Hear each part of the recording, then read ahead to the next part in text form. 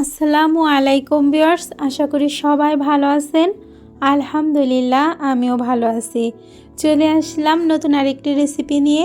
তো আজকে আমি আপনাদের সাথে শেয়ার করব বরবটি আলু দিয়ে মাছের ঝোল রান্না করার একটি সহজ রেসিপি।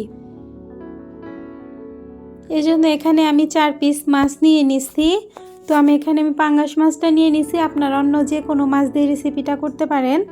তো মাছে আমি লবণ হলুদ দিয়ে মাখিয়ে রেখেছি, আর সাথে নিয়ে নিয়েছি অন্যান্য প্রয়োজনীয় উপকরণগুলো।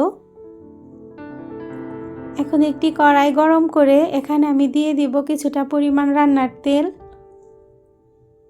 তেলটা গরম হয়ে আসলে এখানে আমি মাছের পিসগুলো এক এক করে দিয়ে প্রতিটা পাশ 2 মিনিট করে ভেজে নেব।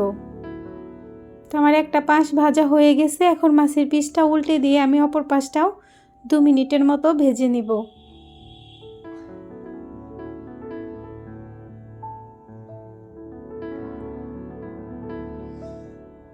আমার মাছ ভাজাটা হয়ে গেছে, এখন মাছের পিসগুলো আমি এক এক করে তুলে নেব।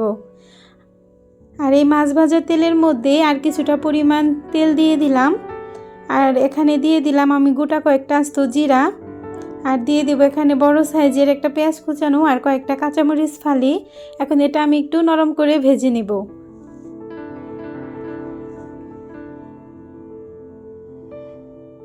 আমার পেঁয়াজটা নরম হয়ে আসছে, এখন এখানে আমি দিয়ে দিলাম হাফ চা চামচ পরিমাণ রসুন বাটা আর হাফ চা চামচ পরিমাণ আদা বাটা।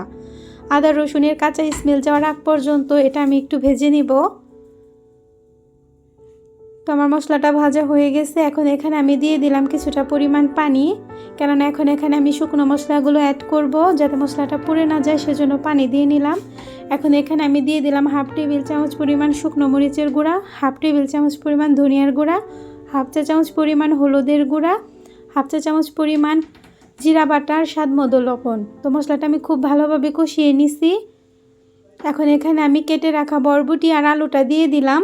এখন এটা আমি খুব ভালোভাবে কষিয়ে নিব।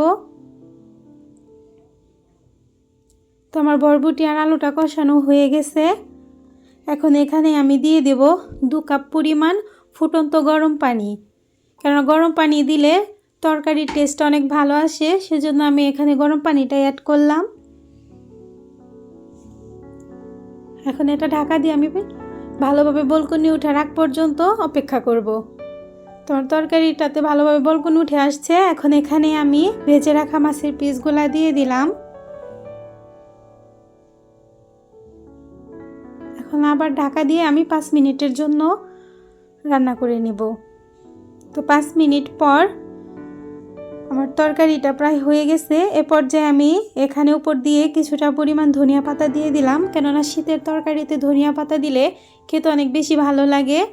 এখন ঢাকা দিয়ে আমি আরও 2-3 মিনিটের জন্য রান্না করে নেব। তো 2-3 মিনিট পর দেখেন আমার তরকারিটা একদম হয়ে গেছে। এখন এটা আমি চুলাটা অফ করে নামিয়ে নেব। এভাবে বরবটি আর আলু মাছ দিয়ে রান্না করে দেখবেন, খেতে অনেক ভালো লাগে। ব্যাস হয়ে গেল আমার বরবটি আলু দিয়ে মাছের ঝোল।